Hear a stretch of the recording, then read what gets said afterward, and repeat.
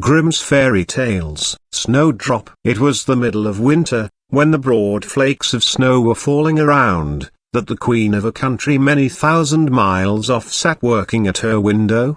The frame of the window was made of fine black ebony, and as she sat looking out upon the snow, she pricked her finger, and 3 drops of blood fell upon it.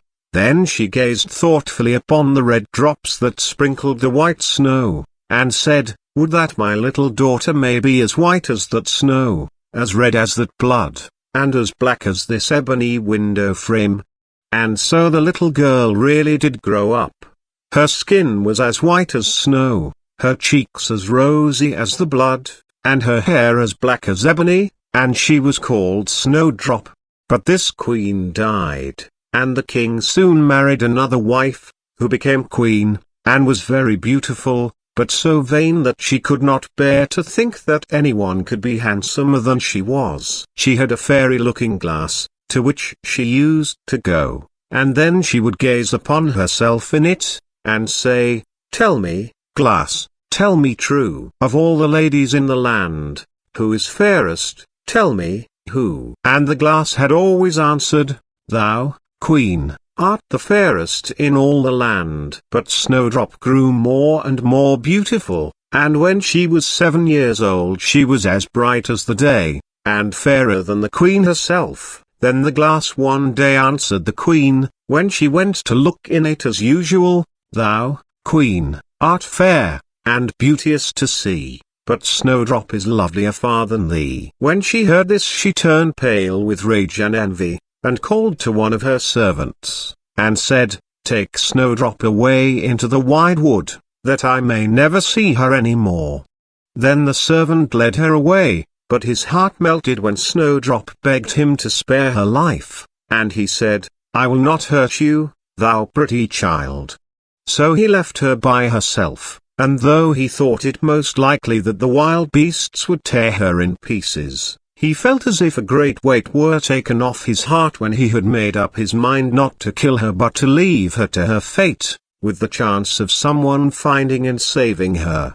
Then poor Snowdrop wandered along through the wood in great fear, and the wild beasts roared about her, but none did her any harm. In the evening she came to a cottage among the hills, and went in to rest, for her little feet would carry her no further. Everything was spruce and neat in the cottage. On the table was spread a white cloth, and there were 7 little plates, 7 little loaves, and 7 little glasses with wine in them, and 7 knives and forks laid in order, and by the wall stood 7 little beds. As she was very hungry, she picked a little piece of each loaf and drank a very little wine out of each glass, and after that she thought she would lie down and rest. So she tried all the little beds, but one was too long, and another was too short, till at last the 7th suited her, and there she laid herself down and went to sleep.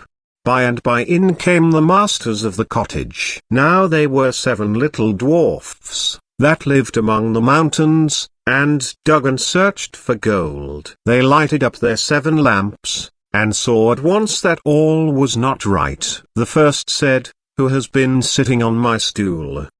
The second, "Who has been eating off my plate?" The third, "Who has been picking my bread?" The fourth, "Who has been meddling with my spoon?" The fifth, "Who has been handling my fork?" The sixth, "Who has been cutting with my knife?" The seventh, "Who has been drinking my wine?" Then the first looked round and said, "Who has been lying on my bed?" And the rest came running to him, and everyone cried out that somebody had been upon his bed. But the 7th saw Snowdrop, and called all his brethren to come and see her, and they cried out with wonder and astonishment and brought their lamps to look at her, and said, "Good heavens! What a lovely child she is!" And they were very glad to see her, and took care not to wake her, and the 7th dwarf slept an hour with each of the other dwarfs in turn, till the night was gone.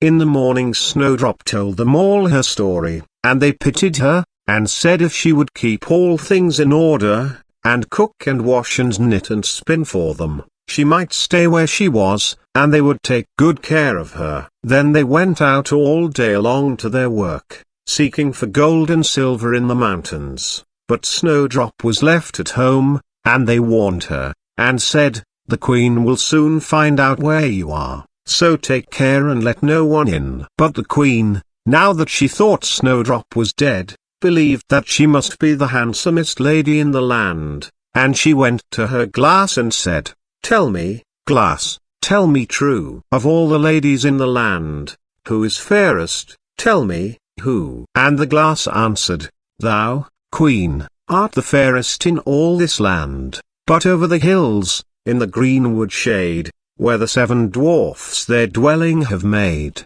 the Snowdrop is hiding her head, and she is lovelier far, O queen, than thee." Then the queen was very much frightened, for she knew that the glass always spoke the truth, and was sure that the servant had betrayed her. And she could not bear to think that anyone lived who was more beautiful than she was, so she dressed herself up as an old peddler, and went her way over the hills, to the place where the dwarfs dwelt. Then she knocked at the door, and cried, "Fine wares to sell." Snowdrop looked out at the window, and said, "Good day, good woman. What have you to sell?" "Good wares, fine wares," said she, "laces and bobbins of all colors." "I will let the old lady in, she seems to be a very good sort of body," thought Snowdrop, as she ran down and unbolted the door. "Bless me," said the old woman, "how badly your stays are laced. Let me lace them up with one of my nice new laces."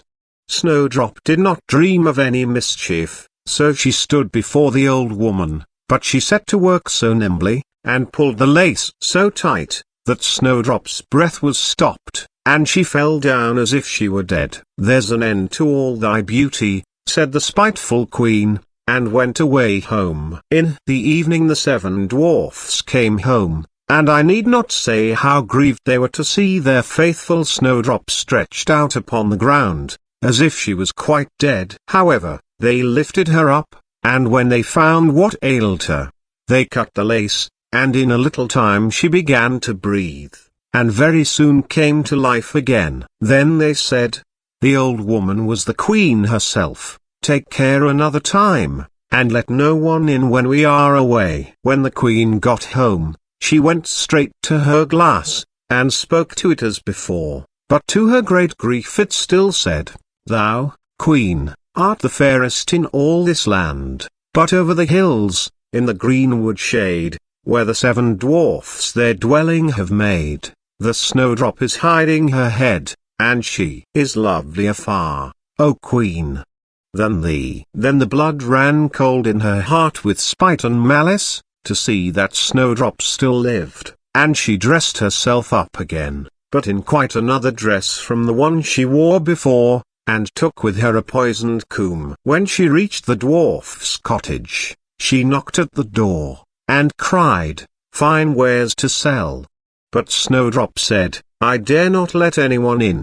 Then the queen said, "Only look at my beautiful combs," and gave her the poisoned one. And it looked so pretty, that she took it up and put it into her hair to try it, but the moment it touched her head, the poison was so powerful that she fell down senseless. "You may lie," said the queen, and went away. But by good luck the dwarfs came in very early that evening, and when they saw Snowdrop lying on the ground, they thought what had happened, and soon found the poisoned comb. And when they took it away she got well, and told them all that had passed, and they warned her once more not to open the door to anyone. Meantime the queen went home to her glass, and shook with rage when she read the very same answer as before, and she said, "Snowdrop shall die, if it cost me my life."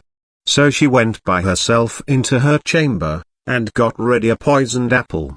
The outside looked very rosy and tempting, but whoever tasted it was sure to die. Then she dressed herself up as a peasant's wife, and travelled over the hills to the dwarf's cottage, and knocked at the door. But Snowdrop put her head out of the window and said, "I dare not let anyone in, for the dwarfs have told me not. "Do as you please," said the old woman. "But at any rate take this pretty apple, I will give it you." "No," said Snowdrop, "I dare not take it." "You silly girl," answered the other, "what are you afraid of? Do you think it is poisoned? Come. Do you eat one part, and I will eat the other."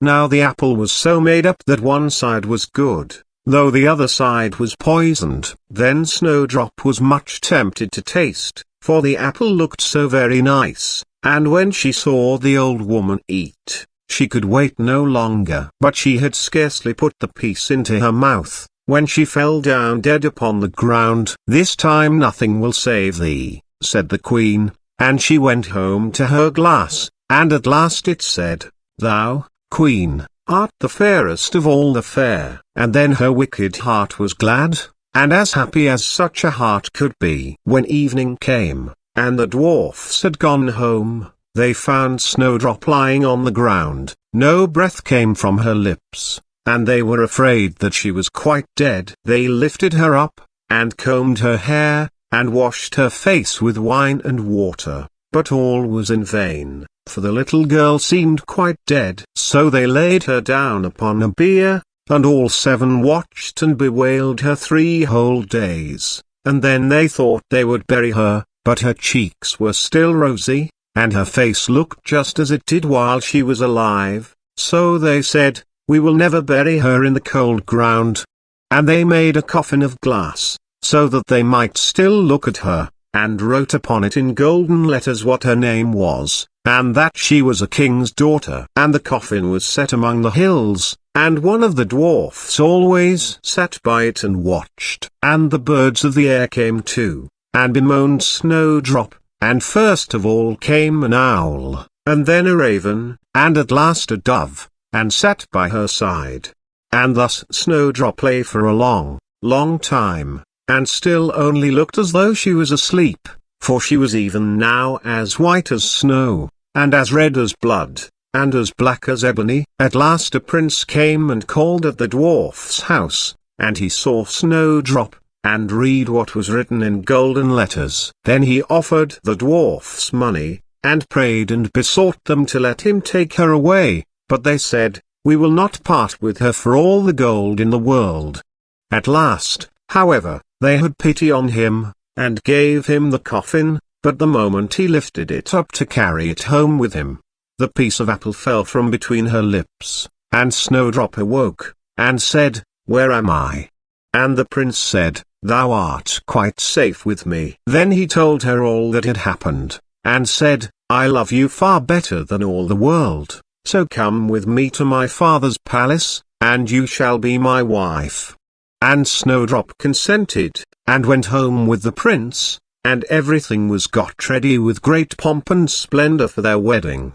To the feast was asked, among the rest, Snowdrop's old enemy the queen, and as she was dressing herself in fine rich clothes, she looked in the glass and said, "Tell me, glass, tell me true, of all the ladies in the land, who is fairest? Tell me, who?" And the glass answered, "Thou, lady, art loveliest here, I ween, but lovelier far is the new-made queen." When she heard this she started with rage, but her envy and curiosity were so great, that she could not help setting out to see the bride. And when she got there, and saw that it was no other than Snowdrop, who, as she thought, had been dead a long while, she choked with rage, and fell down and died. But Snowdrop and the prince lived and reigned happily over that land many, many years, and sometimes they went up into the mountains, and paid a visit to the little dwarfs, who had been so kind to Snowdrop in her time of need.